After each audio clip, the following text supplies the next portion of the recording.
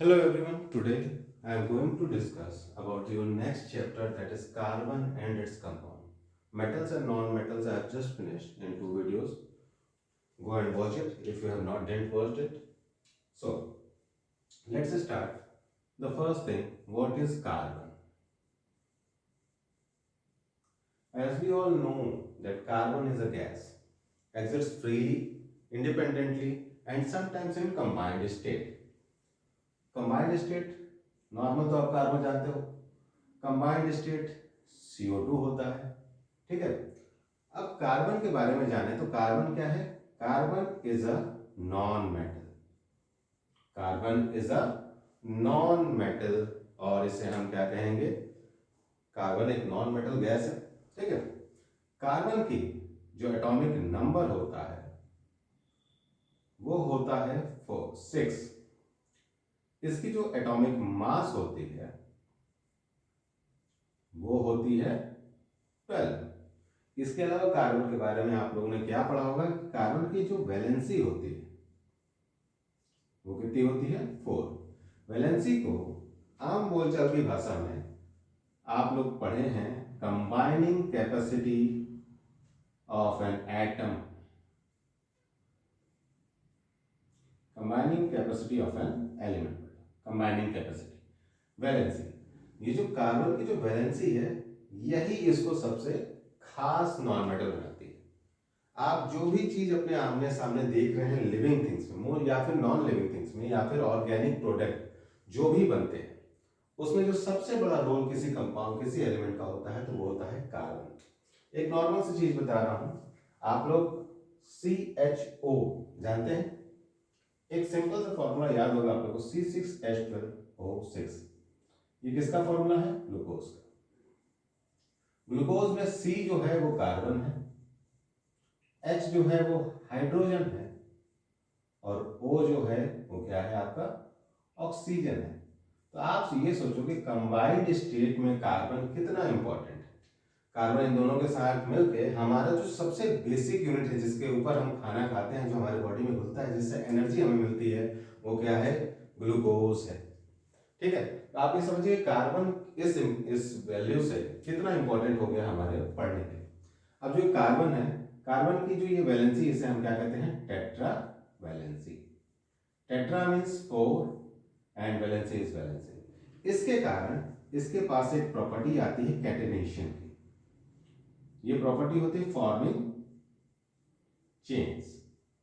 Forming chains. आप normal CO2 एक हो गया, एक कंपाउंड हमारा।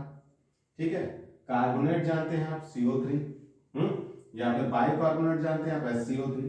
तो कार्बन डाइऑक्साइड ये कार्बोनेट हो गया, ये बाइकार्बोनेट हो गया। एक आप लोग कंपाउंड का नाम सुने होंगे एसिटिक एसिड। सभी लोग अपने घर में यूज करते हैं एसिटिक एसिड। इसका फॉर्मूला क्या होता है? CH3COOH। और इसे हम लोग घर की भाषा में क्या कहते हैं? Vinegar. What we call it? Vinegar. Vinegar acid. इसमें देखो आप, carbon carbon, hydrogen oxygen, oxygen hydrogen. Carbon इस हिसाब से बहुत इंपॉर्टेंट। नॉर्मली जो से इसके अलावा कार्बन के एलोट्रॉप्स होते हैं। क्या होते हैं? Allotropes means forms. कार्बन क्या है? ये इसका ऐसा नेचर है कि अलग अलग तरीके से ये बॉन्डिंग बना के या लिंक बना के, चेन बना के अलग अलग टाइप के कंपाउंड फॉर्म करता है। इसके 3 फॉर्म होते हैं। सबसे पहले आप लोगों ने पढ़ा होगा कोल। कोल, कोक, चारकोल। कोल के भी अलग अलग फॉर्म होते हैं, peat, lignite, bituminous and the hardest is anthracite. Coal के बाद जो दूसरा प्रोडक्ट आता है वो आता है आपका डायमंड। क्या आता है? डायमंड। डायमंड हार्डेस्ट मटेरियल है।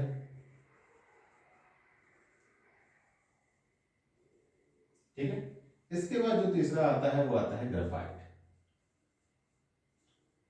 कार्बन का यही form good conductor of electricity होता है, हीट होता है, सब चीजें शो करता है। डायमंड हार्डेस्ट मटेरियल होता है। जो भी प्रॉपर्टीज आप नॉन मेटल्स की, मेटल्स की पढ़ते हैं, वो सिर्फ यही फुलफिल कर पाता है। जो एलोट्रोप्स होते हैं कार्बन के। ग्रेफाइट के बाद एक और कंपाउंड आता है फुलरीन, जिसके बारे में शायद ही डिस्कस किया गया होगा आप लोग के सिलेबस में। एक फुलरीन होता है। अब जो ग्रेफाइट होता है वो हेक्सागोनल शेप का बना होता है, मतलब कार्बन ऐसे जुड़ा होता है, साथ में ये नीचे लिंक बनाता है और ये एक ऐसे जुड़ जाता है। ठीक है, ये हेक्सागोनल स्ट्रक्चर किसका देखने को मिलता है? ग्रेफाइट का। जो डायमंड होता है वो किस शेप में होता है? टेट्राहेड्रल। किस स्ट्रक्चर में होता है? टेट्राहेड्रल। इसे हम कहते हैं टेट्राहेड्रल स्ट्रक्चर। और जो फुलरीन होता है ये कार्बन के 60 कार्बन चेन बना के एक स्ट्रक्चर बनाते हैं, जिसे हम फुटबॉल स्ट्रक्चर भी कहते हैं, या फिर फुलरीन कहते हैं, या फिर बकमिनिस्टर।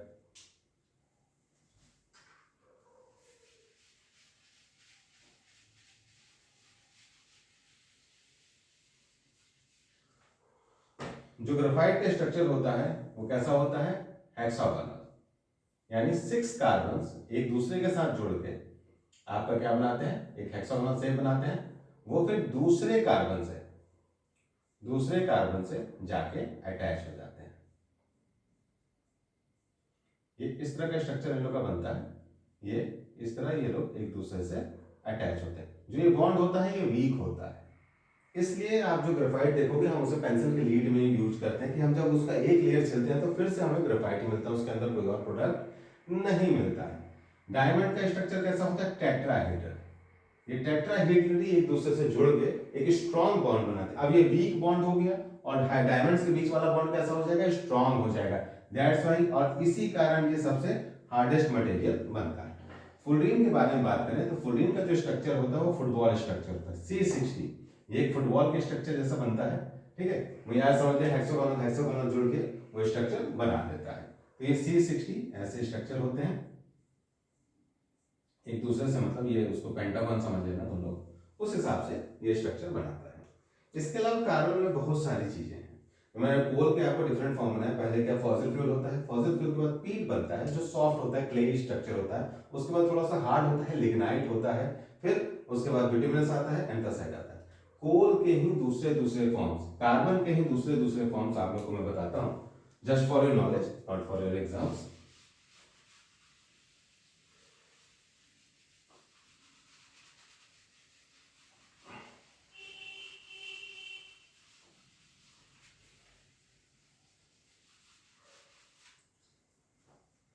अब जैसे मैंने ये चेन वाला आपको बताया, 3 प्रोडक्ट इसके लिए, और कार्बन के पढ़ने के लिए कार्बन के जो प्रोडक्ट बनते हैं, एक आप उसके लिए अलग सा केमिस्ट्री का पार्ट ही है, जिसे आप लोग ऑर्गेनिक केमिस्ट्री से पढ़ेंगे इन फ्यूचर।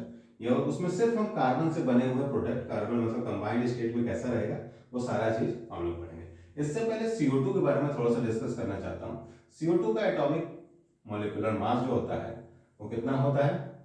C का होता है आपका 12, ऑक्सीजन का 16 प्लस 16, ये कितना बना लेता है आपका 44 सर।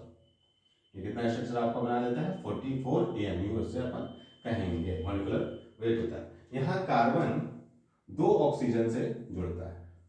कार्बन किससे जुड़ रहा है? 2 ऑक्सीजन से। वो भी कैसा बनाएगा? डबल बॉन्ड बना देगा। मोस्टली वैसे इतना क्लियरली डबल बॉन्ड नहीं बनता है, but for your explanation I am making it as CO2।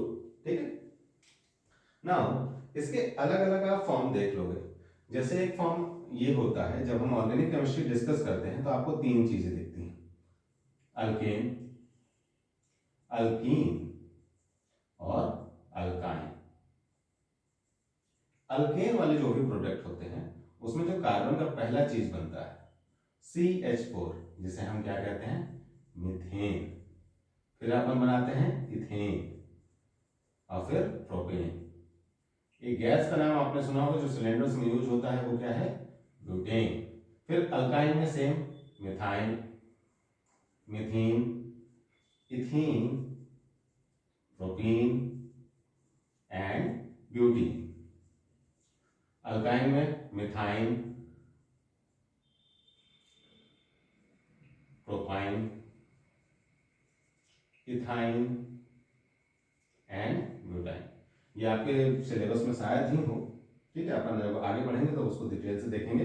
साथ में अल्केन को लिखने का फॉर्मूला होता है CnH2n+2, ठीक है। अल्केन को लिखने का फॉर्मूला होता है CnH2n और इसका होता है CnH2n-2। ये चीजें हैं अल्थेन, अल्केन, अल्केन, अल्काइन, ये सारी चीजें इस फॉर्मूला पे होती है। एक होता है अल्काइल ग्रुप जिसे हम लिखते हैं CnH2n-1। आपने अल्कोहल का नाम सुना है, अल्कोहल। जब हम इसको फॉर्म करते हैं तो C2H5OH लिखते हैं। ये क्या होता है, ये अल्कोहल ग्रुप होता है, ठीक है। और इसे हम लिखेंगे इथाइल अल्कोहल, ठीक है। C2H5 क्या हो जाएगा आपका, इथाइल अल्कोहल हो जाएगा। Now moving towards the next topic.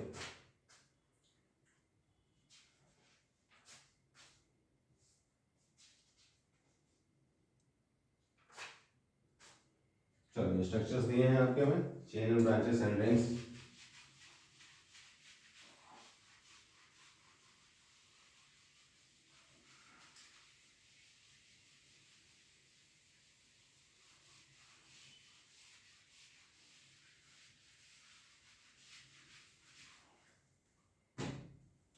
In previous chapters you have heard about bonding. Anything you see is formed by mixing of compounds, by elements and their capacity. तो कुछ में आप सिंगल बॉन्ड देखोगे, कुछ में double bond देखोगे, कुछ में ट्रिपल बॉन्ड देखोगे। 3 टाइप से बॉन्ड बनते हैं, इससे ज्यादा बॉन्ड नहीं बनते हैं। सिर्फ आप कहेंगे single bond, double bond and triple bond. Wait a bit, let me check one thing whether it is closed or not. So still we have some time, so we have to cover it as fastly. See, according to your book, the structure given as, like one structure is given in your book C2H4. Here means there are 2 carbons and 4 hydrogen. As we all know, the valency of carbon is 4. So if we have 2 carbons means 1 2 3 4, 1 2 3 4 means there is no bond. 4 hydrogen है तो एक hydrogen, 2 hydrogen इससे जुड़ गए, 2 hydrogen आपके इससे जुड़ गए और कार्बन के बीच में क्या बन गया, डबल बॉन्ड। क्या बना, डबल बॉन्ड। और ये जो आप लोग देख रहे हैं वो क्या है, सिंगल बॉन्ड। इसी टाइप से कंपाउंड होता है नाइट्रोजन का, N2 जिसे कहते हैं। अब जैसे हम नाइट्रोजन के बारे में क्या जानते हैं कि नाइट्रोजन की जो वैलेंसी एटॉमिक नंबर होता है वो कितना होता है, 7 होता है, ठीक है। नाइट्रोजन का वैलेंसी जो होता है वो 7 होता है और उसके आउटर ऑर्बिट को कंप्लीट करने के लिए हमें कितना चाहिए, और मतलब किसी भी चीज को हमको स्टेबिलिटी लाने के लिए क्या चाहिए होता है, ऑक्टेट चाहिए होता है। तो उस ऑक्टेट को पाने की एक कोशिश होती है, क्या होती है, उस ऑक्टेट को पाने की भी कोशिश होती है। अब हम यहाँ पे 8 गिनेंगे, देखना 1 2 3 4 5 6 7 8। अभी 8 बॉन्ड्स हो गए, मतलब इनका आउटर ऑक्टेट जो है वो कंप्लीट हो गया है, ठीक है।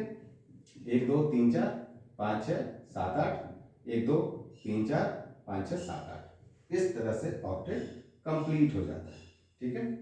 इनके हिसाब से ये वाला कंप्लीट हो गया और इन दोनों के बीच में तो ये बॉन्ड है ही, ठीक है। नाउ मूविंग फर्दर, नाइट्रोजन को बताया कि नाइट्रोजन के बीच में कितने का बॉन्ड बनता है, 3 का बॉन्ड बनता है। अभी नाइट्रोजन का 1 2 3 4 5 6 और 2 लोन पेयर आपके पास बच गए, 5 होता है। क्या होता है, इसकी वैलेंसी कितनी हो जाएगी, 5। तो अब ये देखो 1 2 3 4 5 6 7 8, ये इस तरीके से कंप्लीट हो गया। अब इसके लिए कैसे ऑक्टेट कंप्लीट होगा, ये इस तरीके से इसका ऑक्टेट कंप्लीट हो गया। मेन हमको क्या है, बॉन्डिंग कैसे फॉर्म होती है कि हम किसका कैसे ऑक्टेट कंप्लीट करा रहे हैं, उस बेसिस पे हम बॉन्डिंग को फॉर्म करते हैं। तो एक कार्बन बेंजीन भी बनाता है, क्या बनाता है, बेंजीन। बेंजीन को आपने देखा होगा, ऐसा स्ट्रक्चर कभी आपने देखा, इसे हम रिंग कहते हैं। कार्बन रिंग में भी फॉर्म वो बनाता है प्रोडक्ट्स। इसका सबसे पहला एग्जांपल है बेंजीन। बेंजीन, टॉलीन, फिनाइल, ये सब आपको देखने को मिल जाएगा। ये सारे प्रोडक्ट ऐसे ना रिंग में बन के आते हैं। ठीक है, बेंजीन का फॉर्मूला क्या होता है, as you all know, C6H6। अब स्ट्रक्चर में बनाऊं, C से जुड़ा, फिर दूसरे C से जुड़ा, फिर चौथे C से जुड़ा, ये पांचवें C से जुड़ा, और ये जाके किससे जुड़ गए, छठवें C से जुड़ गए। ठीक है, अब देखो 1 2 3, इसके साथ 2 इसके बढ़ गए, अब इसके पास सिर्फ 1 बचा है। ठीक है, तो ये अपना क्या करेगा, एक एक हाइड्रोजन के साथ जुड़ते जाएगा।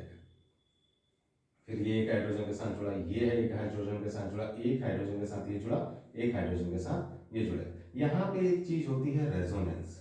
आप लोग बोलेंगे कि कहाँ से चार कंप्लीट हुआ, तो एक होता है रेजोनेंस, रेजोनेटिंग इफेक्ट होता है, जिसके लाभ से कभी कभी कुछ कार्बन्स के बीच में आपको डबल बॉन्ड्स देखने को मिलता है। क्या देखने को मिलता है, डबल बॉन्ड्स देखने को मिलता है। वहीं पे आइए क्या होगा, इंटरचेंज होता है, तो तभी हम ये सर्कल लगा देते हैं कि ये आपस में बदलते रहते हैं, तो ये स्ट्रक्चर क्या हो जाता है, स्टेबल हो जाता है। अपने आप में ये स्ट्रक्चर क्या हो जाता है, स्टेबल हो जाता है। ठीक है, now I will show you a table in which I will make some diagrams, you will check it out.